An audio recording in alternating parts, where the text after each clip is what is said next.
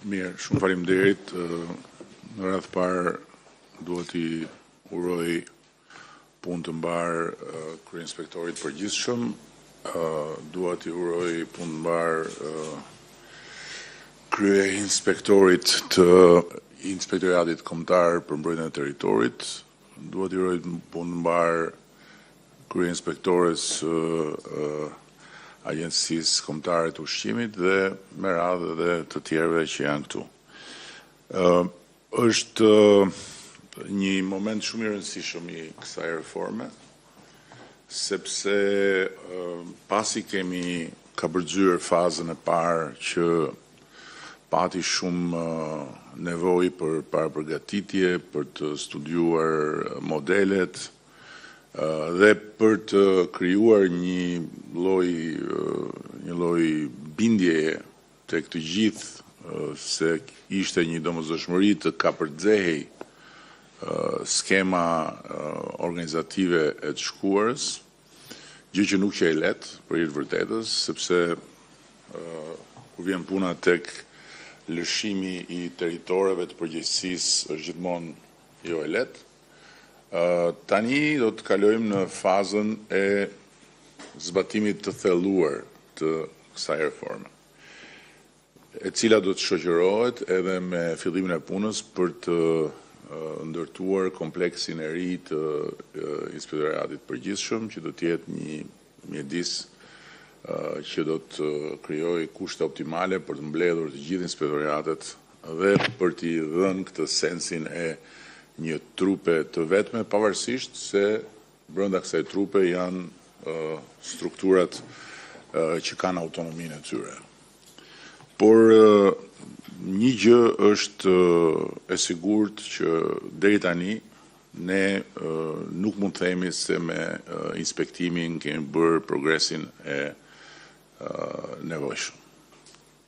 Inspektimi mbetet një problem në gjithë mekanizmin e funksionimit të shtetit tonë, mbetet një problem në organizim, mbetet një problem në mendësi dhe mbetet një problem në hendekun midis shërbimit dhe pengimit të atyre që duhet shërbehen dhe që jo rrallë në vend se të shërbehen keq trajtohen dhe abuzohen. Kjo është e vërtetë. Megjithatë, nga ana tjetër, unë gjithmonë kam besuar dhe besoj që sistemi dhe përmirësimi I sistemit është përgjigje. Mund të ndrojmë të gjithë njerëzit, mund të sjellim njerëz edhe nga hëna, po që se sistemi nuk është I strukturuar si duhet dhe po që se drejtimi nuk është I duhur, përsëri bijem në të njëjtat situata që për fat keq I ndeshim më rrallë se më parë, por shumë shpesh për hir të vërtetës për të qenë sot në prag të antarësimit në Bashkimin Evropian. Tani duhet të them dy fjalë për faktin që kryeinspektori vjen nga një pjesë e karrierës e cila ka qenë politike, por më parë ka qenë një protagonist në sistemin e mbarshëm të drejtësisë, ka të gjithë formimin e nevojshëm për të ndjekur këtë punë, pasi formimi juridik në këtë rast është shumë I rëndësishëm, por ka edhe sfidën që gjithë ato që I ka thënë Blerinës në parlament, tani bashkë me Blerinën dhe bashkë me tjerët t'i adresoj. Këtu nuk jemi vend shumë I vogël ne për të ndarë në shumë pjesë dhe kur vjen puna tek politika, ndarja është edhe natyrshme sepse jetojmë në një sistem demokratik, por kur vjen puna tek shteti, kur vjen puna tek objektivat e përbashkët, pra aq kohë sa na jepet mundësia, mirë është që të përpiqemi së bashku. Tani, kjo është në një farë mënyrë edhe një lloj sfide personale, se dhe mua nuk më ka kursyer zotëria kur kam qenë në parlament, tani ta shohim se si i bën gjërat për cilat nuk na ka lënë gjë pa thënë ne, që nuk i bënim ashtu si duhet. Dhe këtë e them me shumë sinqeritet, pa asnjë ironi, por realisht të kalosh nga fjalët tek ose nga teoria tek praktika e punës është njësoj si të kalosh nga poezia tek romani, është një tjetër histori komplet. Gjithsesi, disa gjëra duhet t'ia vëmë vetes detyrë dhe t'i bëjmë. Nuk bën sens që inspektoriatet mos kenë plane të punës dhe që inspektorët nga ai që e ka fushën e përgjegjësisë në mes Tiranës deri tek ai që e ka në një qytet vogël të mos kenë përpara planin e tyre të punës dhe të mos përgjigjen për planin e tyre të punës, por të dalin nga shtëpia si gjahtar që nisen në për drejtime të ndryshme për të kapur në gjë. Kjo nuk mund të jetë mënyra si funksionojnë inspektorët. Dhe aq më tepër akoma, unë besoj që ka ardhur koha që ne të mos veprojmë në nivelin e inspektimit me befasira, a thua se po kapim diversant dhe armiq në radhët e sipërmarrjes. Sipërmarrja lajmërohet, i parashtrohet programi tematik i inspektimit dhe bëhet inspektimi. Ne qëllimi ynë nuk është i kapim gabim, qëllimi ynë është i ndihmojmë që të vetë korrigjohen edhe kur janë gabim. Kështu funksionon në gjithë Europën, kështu duhet funksionojë edhe këtu.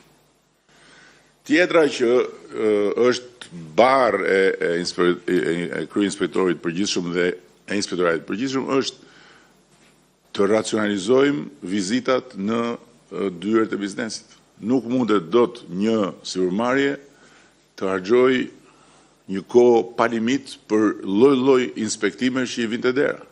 Dhe sensi i kësaj reforme shkon në këtë drejtim, që të gjithë janë pa diskutim të kontrollueshëm nga të gjithë, por nuk mundet dot të sulmohen me gjithë farë inspektimesh, por racionalizohet mënyra se si kryen inspektimet dhe racionalizohet koha dhe energjia që i kërkohet një sipërmarrje për të marrë me inspektorët. Ikën njëri, vjen tjetri. Patjetër që një sistem i ri rekrutimi dhe karriere është i domosdoshëm. Kemi kaluar 30 e kusur vite në këtë proces, tani jemi në kushtet kur mund të themi njësoj siç kemi bërë me doganën për shembull, ku ka një stabilitet shumë të konsoliduar, pavarësisht problematikave që mund të ketë, siç po bëjmë me shërbimin civil, ku ka një stabilitet të konsoliduar dhe nuk mund të hysh dot në shërbimin civil pa konkurse përkatëse, pa kohën përkatëse të provës e tjera, ashtu sikundër dhe ke një garanci që nuk mund të nxjerrin dot nga puna se kështu i teken njëri dhe tjetrit, duhet të jetë dhe me inspektorët tani. Por ama kjo kërkon një certifikim, trajnim të detyrueshëm dhe në vazhdim kjo kërkon standard etik të unifikuar dhe kjo kërkon që sistemi i ri i rekrutimit dhe i karrierës të jetë një sistem i besueshëm, sepse do t'i jepet mundësia dikujt që të punoj i patrazuar nga frika se do lëvizi edhe o burra të kapim që të kapim sot se nesër do jemi, por nga ana tjetër edhe ta meritoj atë gjë që i jepet, sepse i jepet një garanci shumë e madhe. Tjetra që është shumë e rëndësishme është numri katastrofik i inspektimeve që bëjmë ne. Është një numër shumë i lartë, ndërkohë që sistemi duhet bazohet tek inspektime që kanë të gjitha së bashku sensin e frikës që ruan vreshtin, në kuptimin e mirë të fjalës, dhe aty ku bën shembuj, bën shembuj. Pra një shembull duhet vlej për shumë të tjerë që shikojnë se po shkele këtu, kjo sjell të pasojë. Po jo inspektime në pafundësi. nuk vlejnë për asgjë, vetëm krijojnë tension, stres, rrëmuj dhe ashtu si kundër nga ana tjetër përziden subjektet kot. Ndërkohë që forcat e inspektimit duhet të bazohen tek risku. Ku është risku dhe çfarë po kërkojmë të arrijmë. Jo futu, hap derën e futu erdhëm ne. Si e ke frigoriferin, si e ke higjienën, si e ke këtë, si e ke atë. Mbi bazë risku.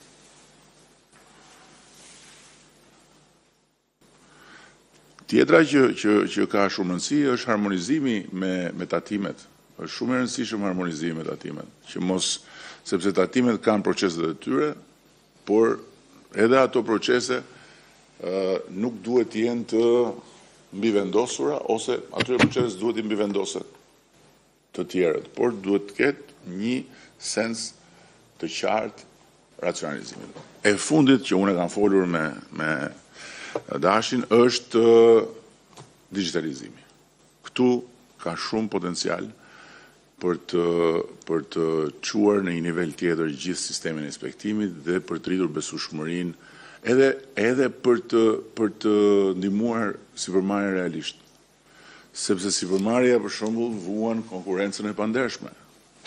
Sipërmarrja vuan situata që për cilat ka nevojë për shtetin, ka nevojë për një trup inspektimi dhe i duhet dhënë kjo mundësi. Por që të jepet kjo mundësi duhet që të ketë një kanal ankesash, të ketë një trajtim ankesash të besueshëm dhe me integritet, jo vjen ankesa nga dikush dhe ankesa përpara i shkon atij për cilin tjetri ankohet, se sa i jepet për detyrë inspektorit që të shkojë dhe t'i dalë për zot. Ne besojmë, unë besoj, që reforma është e duhura, besoj që legislacioni është i duhuri, besoj që fuqia që i është dhënë inspektorit përgjithshëm dhe mundësia që i është dhënë sistemit për tu stabilizuar duke u konsoliduar janë të duhurat, tani duhet zbatim. Duhet zbatim dhe kyçi këtu është koordinimi. Këtu koordinimi është problem i madh dhe këtë problem duhet të adresojmë gjithë bashku duke punuar në harmoni me inspektorin e përgjithshëm.